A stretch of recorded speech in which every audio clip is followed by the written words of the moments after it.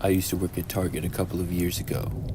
I worked inside the store on the sales floor and mostly on the grocery side. During this time, I was a part-time employee and I worked maybe 20 to 30 hours a week. One night, I was working a pretty standard shift for me. It was from 4 p.m. to 10 p.m. When it started, things were kind of busy. I would move all around one side of the store and do whatever I needed to, mainly stock shelves or organize things. I also answered customer questions and told them where certain items were if they wanted to know.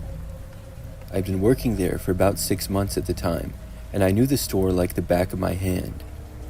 So fast forward to about 9:30 p.m. or so that night. By then, the store had become very quiet. We were open until 11 p.m. back then, so we were not about to close, but it was still very quiet. Many of my coworkers had left, and the overnight team was beginning to arrive. On the grocery side, though, it was easy to stay busy. That side always had more shoppers, so it required more attention. All of the employees at Target carry a walkie-talkie for communication. I heard somebody say my name on the walkie, and I responded to them. I wasn't sure who it was, but they told me to go to the next channel, so I did. I was used to people calling me on there, and had received several calls earlier in the night. When you got a call on the walkie, usually it was anything from taking your break to being needed in another section of the store. As I was flipping to the next channel, I was wondering who it was that was calling me. After changing channels, I announced that I was there. At first, I heard nothing at all. Then, after a few seconds, I heard this creepy-sounding laugh. It went on, and I spoke again, asking who it was that was talking to me. They didn't answer, though, and just kept laughing. Once more, I asked who it was, but was starting to suspect that it was a joke. Then they stopped laughing and said my name. It was a man speaking in a very deep voice, like he was trying to disguise it. He said that he was waiting for me in the parking lot. I laughed a little, assuming that it was somebody just messing around. After all, most of us were just about done for the night. I still couldn't figure out who it was, though. I kept working, and pretty soon was done and could clock out. I went into the employee-only area, got my things, and then left the store. Now, the parking lot was very quiet. Most of the cars belonged to employees and were parked towards the middle. Then there was my car, parked near the way back corner. It had been very busy when I arrived. So when I was walking out to my car and about halfway there, I noticed one other car parked near mine. It was a few rows over and to the left, at least 100 feet away, but the engine was running. When I reached my vehicle, it was just a few feet from it. I noticed the car starting to drive. I really wasn't thinking anything of it until it began heading in my direction. And not only that, but it started going really fast. I didn't recognize the car as belonging to anybody that I knew. It quickly drove closer, and I got inside of my car and locked the door. Then the car parked in the space next to mine, but going in the opposite direction. I looked over, but the window was really tinted and I couldn't really see in. It was at that moment that I remembered what the person had said to me on the walkie. Was that not a joke? I sort of had a bad feeling about this. Still, I figured that I would just drive home, and I hoped that whoever this was would not follow me. As soon as I started to pull away, though, the car started driving and turned around. I then realized that's exactly what was going on. I turned and started heading back towards Target. I didn't want to drive home being followed. I drove back towards the front middle of the parking lot and closer to the store. This was where most of the other cars were parked and scattered around. I parked in between two other cars that were parked already. The car that was following me drove closer, but then parked across and a little ways back. Now it was maybe 50 feet away from me. Then I got out of my car and walked extremely fast for the entrance of Target. I looked back briefly and saw that the car was still running, but nobody got out. That made me feel a little bit better. After I made it inside Target, I saw one of my coworkers who I knew walking by, and I told him about what happened. We both decided to look and see if the car was still there. After making it to the entrance doors, we looked out and I pointed to the car. We watched it, and then something surprising happened. It pulled out of the parking space that it had backed into. Then it slowly drove up the aisle and out of sight. The car had finally left. I then left Target once more and headed for my vehicle. I walked quickly and made it inside. Then I started the engine and backed out. But after I backed out, I was going to drive down the normal way that I usually left. But it was then that I saw a car in the far distance coming from the corner of the parking lot opposite to me. It was headed in my direction, and I was pretty sure that it was the same car. I scrambled to turn my car to face the other direction. The car was still really far away from me, but it was getting closer. Then I quickly drove out of the lesser-used back exit of Target. This road led to another quieter road that went behind another store that was nearby. I think that it was a sporting goods store, and after I went on the road, I went into the parking lot. From there, I drove all the way around the sporting goods store and parked on the side of it. I knew that the car following me would have no way of knowing that I was there. It probably assumed that I just tried to get back on the highway. I waited there, just hoping that I would not see headlights coming around the corner. Several minutes went by, and thankfully, I didn't. Then, I was finally able to leave and go home. After that experience, nothing like that happened while working at Target. I don't know who it was that was talking to me that night on the walkie. It was very possible to get on our frequency, even if you were in the parking lot. I just don't know who would do it, or why.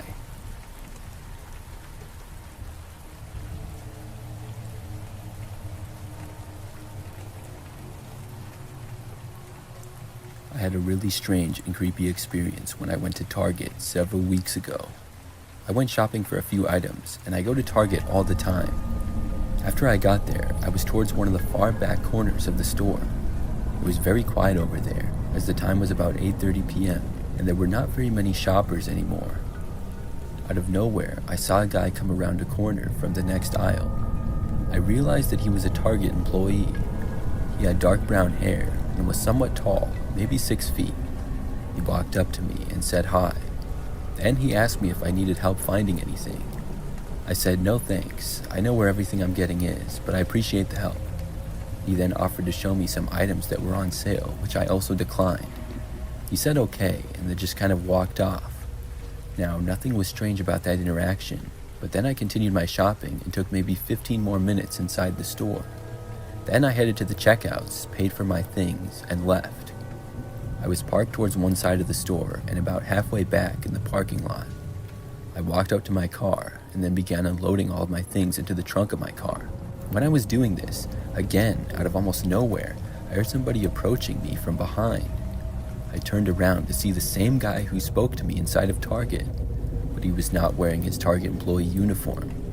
Now he was just wearing sweatpants and a black jacket with the hood up. I still instantly recognized him and was very confused. The man asked me if I could give him a ride. He was like, "Hi, I was wondering if you could please give me a ride." I told him that I would not be able to do that. The guy seemed really sketchy, and that's not even because of the fact that he had just been working at Target like 15 minutes ago. After I said no, he was still standing there, and I could tell that he was going to ask me again. I said, "Don't you work here?" I was thinking maybe it would be better for him to ask a coworker for a ride or something. He said no, he didn't work there. I told him that he had just talked to me in the store a little bit earlier, but he completely denied it. Now, I know for a fact 100% that it was him. Now he was only seeming more sketchy to me. Then he told me that he didn't need a ride very far, just a little ways. I told him once again that I couldn't do it. Then I firmly turned and walked away from him and for my car. I got inside and then closed and locked the door. The man started to walk over to my driver's side door. Luckily, nobody was parked directly in front of me and I could pull right out. I drove off, leaving him standing there. After leaving, I wondered what his deal was. Why was he pretending to work at Target and then asking me for a ride? I really have no idea, but the whole thing still seems pretty sketchy to me. I'm glad that I got away from him.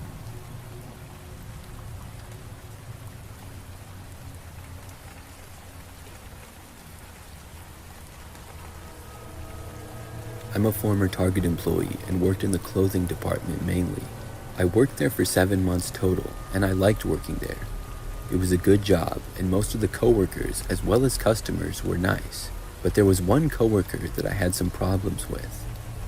There was a guy named Ed, and he worked in the electronics department. Over time, I got to know him a little bit. Not that well, though. There's a lot of turnover at a store like Target, but also many employees that stick around. So the people in all departments that worked there for most of the time that I did, I either recognized or got to know. I only spoke to Ed briefly once or twice for the first several months. I was much closer with many other coworkers. But one time, I was taking my break and was by myself in the break room. I think it was a little bit later at night, and that's why nobody else was in there. Well, just a couple of minutes after I got in there, Ed entered and then started talking to me. He was friendly for the most part and asked me some things about myself, and I was friendly back to him. But then, like 5 minutes into the conversation, he asked if I wanted to hang out with him and suggested that he could come over to my house. Now, I really didn't want to hang out with him, and I especially didn't want him coming over. I said I didn't think that I could, and then I changed the subject because it was kind of awkward. We talked for the rest of my break. Well, it was mostly Ed talking, and I was just listening. Finally, I was back to work. I didn't really see Ed for the rest of my shift that night, but over the next week or two, Ed started to talk to me more and more. He would go out of his way to see me, and he asked me again if he could come over to my house. He was starting to be a bit of a creep, to be honest with you. After that, though, I kind of stopped seeing him. I didn't really think about it until I heard that he had been fired. I didn't get any details on why he had been fired or exactly when. I also didn't really give it that much thought, other than realizing that he wouldn't be talking to me anymore. So for the next week or so, work went on as usual. But one day, I was not at work, but back home in my apartment. I got a text message from Ed. At first, I didn't know who it was, because I didn't recognize the number. I did not have Ed's number, but I was part of a large Target group chat with a bunch of us coworkers. Anybody in it could see my number, and I guess Ed was still a part of it. He texted me saying that it was him, and told me that he was going to come over to my house. I was thinking, what's up with this guy and going to my house? I texted him back saying, please don't come to my house, Ed. It was nice to work with you at Target, but I don't think we should hang out. I expected him to understand, but apparently he didn't. Now, he didn't respond to what I said, so I wasn't sure if he was mad or not, or if he even read it. But a few hours went by, and that night I was still at home. I lived by myself in my apartment, which was on the first floor of my building. It was probably like 9 o'clock at night when Ed texted me back finally. He said that he was at my house. When I read those words, I instantly started sweating, and my heart began racing. How did he know where I lived? Was he really at my house? I started to text back, but didn't know what to say. I went over to my door and looked out the peephole into the hallway. Nobody was there. Maybe he was at my apartment, but not in the building yet. I looked out of my back window as well and didn't see anything. I hoped that he wasn't actually there, but it was a really strange thing to say if he wasn't. Finally, I texted back, telling Ed that I wasn't at home. I thought that maybe that would make him leave if he was here, or deter him from coming over if he wasn't. But he responded by saying, yes, you are home. I saw you. When I read that text, I started looking around like a paranoid person. My mind was racing. I was thinking crazy thoughts, like maybe he was already inside of my apartment, hiding under my bed or something. But he wasn't. I looked in all of my rooms. I then texted him back, asking him where he was. He responded by saying, at my house. I was confused by this, and I looked out of the peephole and windows again without seeing him. I started to think that maybe he was just joking. At least, that's what I was trying to convince myself. I went back over to my peephole again and looked out of it. I was looking out of it for like a minute straight, but still, nobody was there. I turned around, and then I saw him. He was standing on my patio, right outside of my sliding door, and looking in. I screamed like crazy and then ran from my bedroom. I locked myself inside of it and then called the police. A few moments later, I heard a knocking on my sliding door. I got another text from Ed telling me to let him in and asking me why I screamed. I ignored it and told the 911 dispatcher what the situation was. They told me that an officer would be there shortly. Ed then tried calling me, but I didn't answer and ignored it. He texted me several more times, and I put my phone down because I didn't even want to look at it. It was then that I started to hear a loud banging coming from my sliding door. He really wanted me to let him in. This went on for the next several minutes. It honestly felt like forever. At last, the police arrived. I heard Ed talking with them loudly, and I left the bathroom. I soon saw him talking with officers, and they eventually got him to leave. Then I spoke with the officers, and I told my side of the story. Ed ended up getting trespassed from my apartment's property, and he was told not to come back. Luckily, I haven't seen him since then. I haven't heard from him either. Obviously, I blocked his number and stuff. Hopefully, I never hear from him again.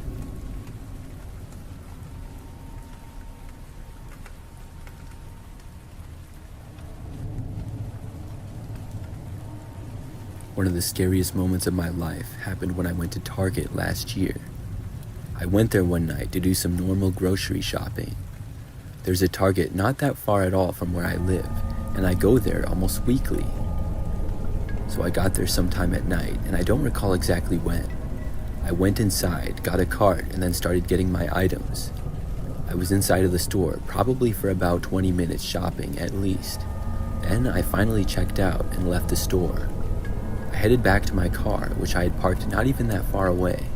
But when I arrived at my vehicle, which is a pretty normal sedan, something happened. I was behind it and about to go around and put the groceries in the back seat. That's when I saw somebody looking at me through the back window from inside my car. It was a man, and I didn't see him well at all because he ducked down less than a second after I saw him. I freaked out and left the cart there and went running back inside of the Target. After making it back inside, I dialed 911 to call the police. I told them that somebody was inside my car at the Target. Then I waited inside the store for the police to arrive. It took probably less than 5 minutes for them to get there. But in the meantime, when I was waiting, I was standing just a little ways inside of the Target near the first aisle. As I was waiting for the police, I was sure that I saw the guy that was in my car enter the store. He immediately walked to the right and didn't appear to notice me. I wasn't 100% sure, because like I said, I only saw him for probably less than a second inside my car window, but I was probably about 80% sure. I went down one of the aisles in case he was looking for me or something. A short time later, the police arrived. I went out of the store with them and we checked my vehicle. Whoever was inside of it was now gone, but my doors were all unlocked. I must have somehow forgot to lock them when I went inside of Target. I didn't have anything inside my car worth stealing though. I usually kept it pretty empty and clean. Still, what was a random man doing inside of my car? I had never seen him before. I gave his description to the police, and I also let them know that I thought I saw him inside Target.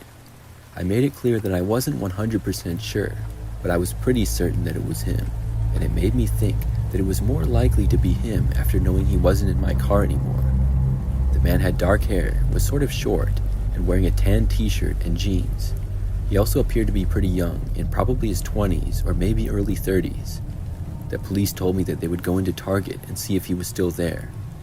I stayed by my car talking to another officer for maybe 5 or 10 more minutes. Another officer said they did not locate the man inside Target and figured that he must have left. They said they would take one more look around the store and I could go home if I wanted to. At that point, I finally left to drive home. Now, the Target that I go to is near a lot of other stores, but the way that I exit is I drive down the road to the side of Target. Then I go down this quiet road that leads to more stores about a quarter mile down the road. When I was driving down that road, I saw this guy randomly walking alongside of it. It was weird because there was no sidewalk there and it wasn't very well lit, so you wouldn't really expect people to walk along it. Just seconds later is when I realized that it was the same guy. As I was approaching him, he turned and saw me. That's when he bolted out onto the street suddenly. It was like he was running towards me, and I veered to the right to avoid him. I wasn't going very fast, but luckily he didn't get to me, and I was able to successfully get around him. Then I sped away from him as he stood in the road. No other cars were nearby, and I got out my phone and called the police to report the guy. After that, I was finally able to make it back home okay. Looking back, I still can't believe that it happened. I avoided that Target for weeks after the events. Finally, I was able to go back, and I still shop there sometimes. Nothing like that has happened, and I haven't seen the guy either.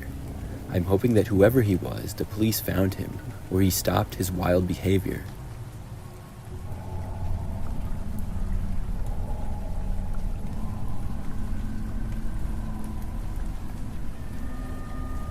I used to be a manager at a Target for a few years. I actually worked at the Target for a long time. I started as a cashier in high school and then worked there part-time in college.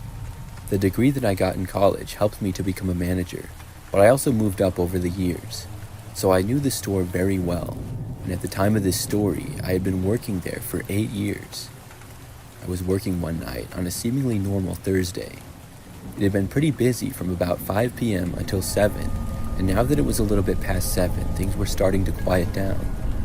I was watching over the check lanes among other things, and then I received a call about something, It wasn't very clear about what exactly was going on, but I immediately headed to the aisle that I was told to. When I got there, I saw that one of our team members, Chloe, was there, as well as another team member, Tim. There was also a man with them who was a guest, and the three of them seemed to be having a disagreement. When I got there, Tim said that the guy was harassing Chloe and following her around the store. The man instantly started denying it and was really aggressive. Chloe was also saying that the man had been following her around, and then the man started shouting over them. I went over to the man, and I asked him what was going on. He started cursing at me almost immediately. It was clear that I wasn't going to be able to have a conversation with this guy, and at that point, I asked him to leave, which he did not take well.